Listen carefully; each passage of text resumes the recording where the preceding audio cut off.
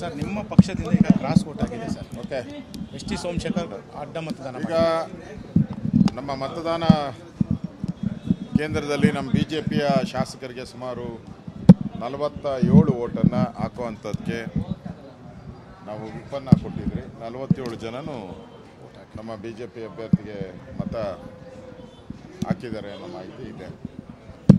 ಅದೇ ರೀತಿ S T Somashekar ಮತ್ತು ಎಸ್ ಟಿ ಸೋಮಶೇಖರ್ ಮತ್ತು ಹೆಬ್ಬಾರ್ ಅವ್ರಿಗೂ ಸಹ ನಿನ್ನೆ ವಿಪ್ಪನ್ನು ಜಾರಿಗೆ ಮಾಡಿದ್ದೀರಿ.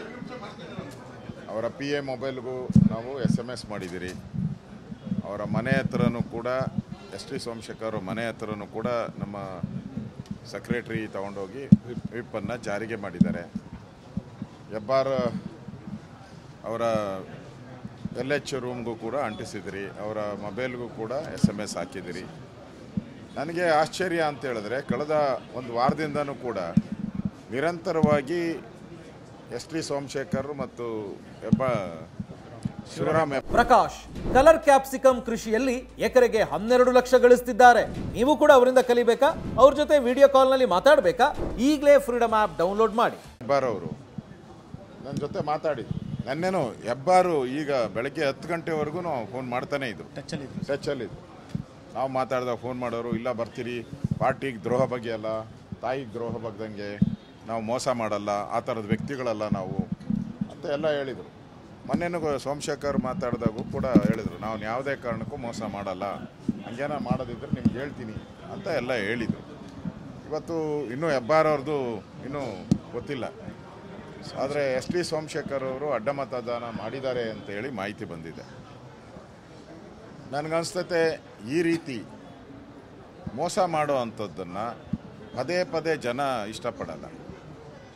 ಎಸ್ ಟಿ ಸೋಮಶೇಖರ್ ಅವರು ಕಾಂಗ್ರೆಸ್ನವ್ರದ್ದು BJPಗೆ ಬಂದಿದ್ದರು, ಮಂತ್ರಿಯಾಗಿ ಅಧಿಕಾರವನ್ನು ಅನುಭವಿಸಿದ್ದಾರೆ. ಅದರಲ್ಲೂ ಪ್ರತಿಷ್ಠಿತವಾದಂಥ ಮೈಸೂರು ಜಿಲ್ಲೆಯ ಇನ್ಚಾರ್ಜು ಸಹ ಯಡಿಯೂರಪ್ಪನವರು ನಾವೆಲ್ಲರೂ ಕೂಡ ಕೊಟ್ಟಿದ್ರಿ. ಇಷ್ಟಿದ್ದರೂ ಕೂಡ ಇವತ್ತು ನಾನು ಹಣ ಕೊಡ್ತಾರೆ, ಹಣದ ಅಭಿವೃದ್ಧಿಗೋಸ್ಕರ ನಾನು ಕಾನ್ಸ್ಟಿಟ್ಯೂನ್ಸಿಯಲ್ಲಿ ಹೋಗ್ತೀನಿ ಅಂತ ಹೇಳೋವಂಥದ್ದು. ಹಾಗಾದರೆ ಹಿಂದೆ ನಮ್ಮ ಸರ್ಕಾರ ಇದ್ದಾಗ ಎಷ್ಟು ಹಣ ಇವ್ರಿಗೆ ಅಭಿವೃದ್ಧಿಗೆ ನಾವು ಕೊಟ್ಟಿದ್ದೀರಿ? ಈ ಥರ ಒಂದು ರೀತಿ ನನಗಂತ ಇದೆ ಅವರು ರಾಜಕೀಯದ ಆತ್ಮಹತ್ಯೆ ಮಾಡ್ಕೊಂಡಿದ್ದಾರೆ ಅಂತ ಅನ್ಸುತ್ತೆ. ಒಂದು ರೀತಿ ರಾಜಕೀಯದ ಅಂತ್ಯವನ್ನು ಅವರೇ ಆಡ್ಕೊಂಡಿದ್ದಾರೆ. ಮೊನ್ನೆ ತಾನೇ ಅವರನ್ನು ಎಲೆಕ್ಟ್ ಮಾಡಿ BJP ಸಿಂಬಲಲ್ಲಿ ಅವ್ರನ್ನ ಎಲೆಕ್ಟ್ ಮಾಡಿ ಇನ್ನೂ 9 ತಿಂಗಳಾಗಿಲ್ಲ. 9 ತಿಂಗಳಲ್ಲೇ ಈ ಥರ ಪಕ್ಷಾಂತರ ಮಾಡುವಂಥದ್ದು ಅಲ್ಲಿನ ಜನ ನೋಡ್ತಾ ಇದ್ದಾರೆ.